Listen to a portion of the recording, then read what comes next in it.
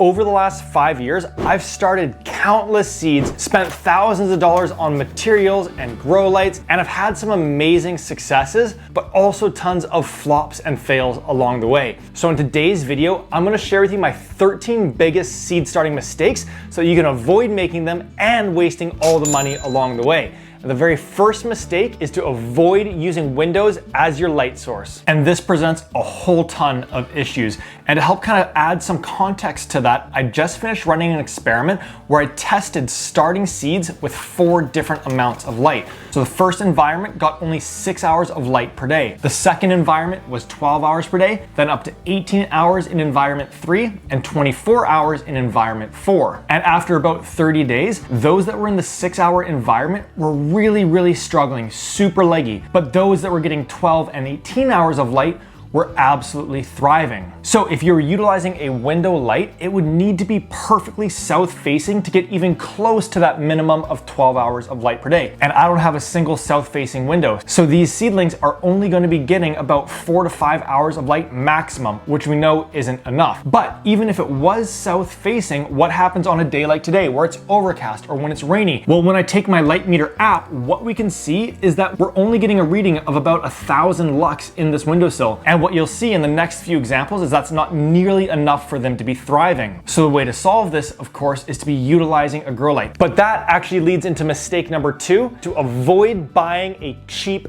grow light. See, coming back to the issue of getting enough light, this $30 grow light that I got on Amazon is only giving me a reading of about 400 lux. And as we can see, the plants have put on even less growth than in that windowsill. Now, right next door, this $75 grow light, it's giving off a reading of about 10,000 lux, so significantly more. And as we can see, the plants are putting on some growth, but they're still fairly leggy, especially some of these that are falling over. But now take a look at this environment here. This is the Vivosun VS1000, and as we can see, it's giving me a reading of about 70 to 80,000 lux at the top of the seedlings. And needless to say, the plants are absolutely thriving underneath it. And the best part is that it's actually only $25 more. And so I believe that making an investment in a good grow light is hands down the best investment that you can make in order to get thriving seedlings indoors. And that's exactly why I've just bought 3 more of these Vivosun VS1000 grow lights. So if you want to get your hands on that grow light as well, I'm going to include a link to it down in the description of this video, and then you and I will be using the exact same grow light. Now, mistake number 3 is to avoid putting your grow light too far away from your plants. And this is another one that I've had to learn the hard way, and hopefully you'll be able to take it from this learning and not run into this issue. Even if you have a strong grow light, if it's too far away from your plants, they're still going to end up looking really leggy. So my rule of thumb is to use that same light meter app on Android and to make sure it's at least 40,000 lux. And if you're on an Apple device, aim for at least 10,000 lux. Just a little bit of a different reading on the 2 apps there. I don't know why. Now, if the reading that you're getting is below those numbers, then A, you either need a stronger grow light that's able to get it up to that number, or B, you need to move your seedlings closer to the light. And you can accomplish that through 2 ways. One, you can lower the light with adjustment cables that would have come with your grow light, or if it didn't come with those, you can simply utilize books, trays, boxes to lift your grow lights up closer to the light, and then simply remove them as they begin to put on growth. As a result, your seedlings will get enough light and they won't be leggy ever again. Mistake number 4 is to avoid starting old seeds. And I actually ran an experiment a few years ago where I tested starting seeds that were packaged for that season, 3 years old and 5 years old. And what I found was those packaged for the season had nearly a 100% germination rate. Those that were 3 years old really started to decline, and by the time that I got to 5 years old, none of those seeds germinated. So to solve this one, simply check the date for when your seeds were packaged and ensure they're all less than 3 years old. And if any of them are 3 years or older, you can run a germination test by taking a sheet of paper towel, fold it in half, then put a little water on it to get it damp. Then place 10 seeds onto the damp paper towel, fold it over on itself so the seeds don't move, place it into a Ziploc bag to keep it moist, and then place it in a room that's at least 70 Fahrenheit or 20 Celsius. Over the next 5 to 7 days, any seeds that are viable will germinate.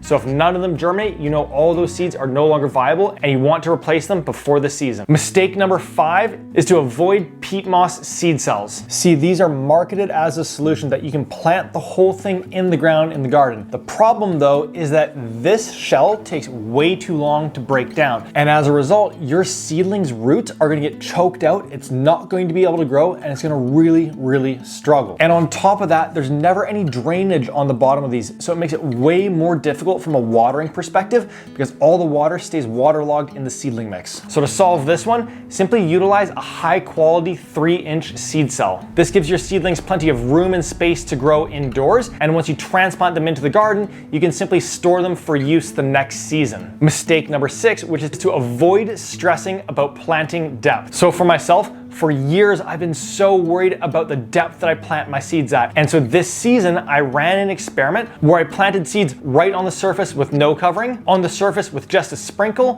1 centimeter deep, 1 inch deep, 2 inches deep, and 3 inches deep. And I actually ended up getting germination at all the different levels. And I found the most consistency for my smaller seeds, such as basil and tomatoes, when I was planting them about 1 centimeter or a ½ inch deep. And for larger seeds, such as cucumbers and squashes, when I planted them about 2 centimeters deep or 1 inch in depth. Now moving on to mistake number 7 is to avoid starting seeds in 100% compost. Now I'm gonna share the full results on this experiment that I'm running right now, but take a look at this. These seeds were started in 100% compost, but now take a look at how they're doing compared to the same seeds started in my seedling mix.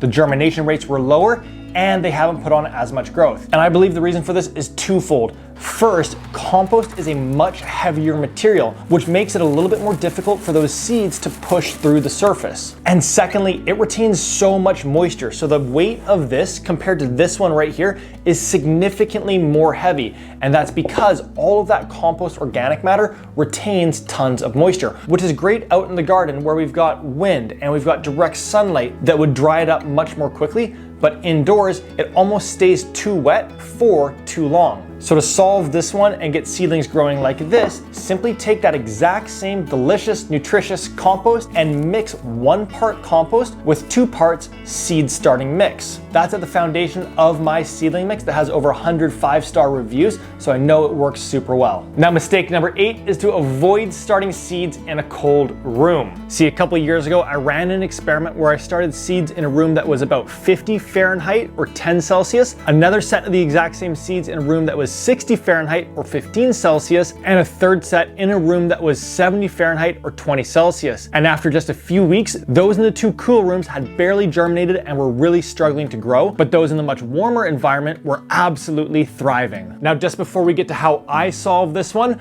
we're gonna share the next mistake, which is going to be a controversial one, and that is to avoid using a heating mat. Now, these do absolutely work, and they do kick off heat, which is going to help your seeds germinate, but what you need to know is that they are an acute heat source. And what this means is that they're gonna heat up the seedling mix in the seed cells touching them, and that is going to increase germination. But first, as soon as they germinate, it's gonna be too hot of an environment and you need to remove them from that heating mat. And second, when you remove it from that heat source, if the ambient temperature in that room isn't warm enough, then we're back into the same issue where the plants are gonna really struggle to put on growth. So the way that I solve this one is I actually have a small space heater. And when it's time to start my seeds, I turn it on in my seed starting station and I monitor the temperature to ensure that it stays right around 75 Fahrenheit or 22 Celsius. And in all of my experiments, I haven't run into a single seed that does not germinate at that temperature. Now, just before we get to mistake number 10, if you're enjoying this video and you wanna have your best gardening season ever,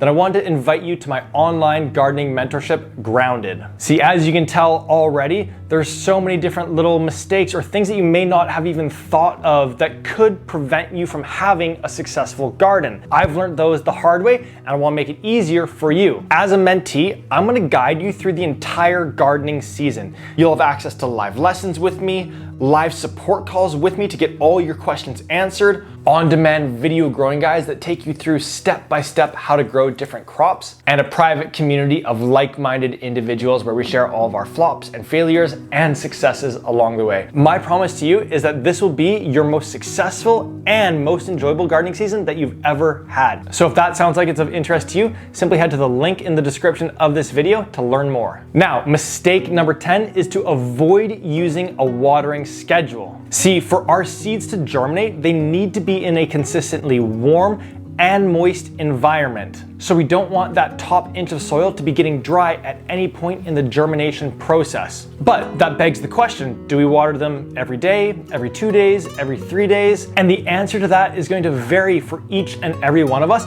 based on the temperature, the seedling mix that they're planted in, the amount of airflow, and a number of other factors. So to solve this one, simply go up to your seed cells and place the back of your hand on it. If it is dark chocolate in color and moist to the touch, then you don't need to water those seed cells. But if it is milk chocolate in color and dry to the touch, then it's time to do your next watering. And for myself personally, I like to use a turkey baster to water as it slows down the speed at which I can get water into the seed cells and makes it really easy to navigate from one seed cell to the next. Now, mistake number 11 is to avoid having sitting water in your seed starting area. See, if you have your seed cells in trays like this that don't have any drainage on the bottom, then water is going to begin to collect after watering, and this is the perfect environment for fungus gnats to begin settling in and reproducing. So to avoid this, use trays that have holes in the bottom. And for bonus points, consider setting up a bottom watering station. Rather than top watering, you can actually take the entire tray into your bottom watering station. Fill it so that there's about 1 to 2 inches of water in the station. And over the next 15 to 20 minutes, the seedling mix is going to wick that soil up into the seedling mixture until it's fully saturated. After that, simply place them back into your seed starting station. They'll drip for a few minutes, but that water will quickly dry up and you'll have no pests in your environment. And if you want me to do a full video on how to create a bottom watering station, let me know down in the comments and I'll put a video together on how I set mine up. Mistake number 12 is to avoid not potting up your seedlings. See, once your seeds have germinated and started growing, they're going to outgrow their seed cells. And if they remain in those small seed cells, they're very quickly gonna end up getting root bound. So to avoid this, first and foremost, start all of your larger seeds in 3-inch seed cells. This is gonna give them more space right out of the gates, and it's gonna save you a round of potting up from a 1-inch plug to a 3-inch seed cell. Now, after about 24 days, you're gonna want to remove that seedling from its 3-inch seed cell and pot it up into a 6-inch pot. This is gonna give it all the space that it needs to absolutely thrive before we transplant it into the garden. Now, before we get to the final seed starting mistake, you're probably wondering, Jordan, what about fertilization? And honestly, I'm gonna refrain from commenting on this one right now because I'm in the middle of doing tons of experimentation on fertilization via compost, worm castings, granular fertilizer, liquid fertilizer, even DIY fertilizers that I've made myself. So subscribe to the channel here and turn on notifications because as soon as I have those results, I'm gonna be publishing those experiment videos as well. Now moving on to our final mistake for today, that is to avoid starting crops you don't love. Seems simple, but it is so easy when you end up at a nursery or a garden center to all of a sudden buy a gazillion seed packets, and next thing you know, you're starting something like mustard greens and wondering, I've never even bought these before, I've never ate these before, what am I doing? So to solve this, before starting your seeds or going to the nursery, write down a list of the vegetables and herbs and fruits that you would be most excited to be harvesting from your garden this season. Start with those seeds, and then you can add to it if you have additional space or as we get into the gardening season. That will ensure that all of your favorite crops have a spot in your garden and you'll be able to enjoy big, beautiful harvests all summer long.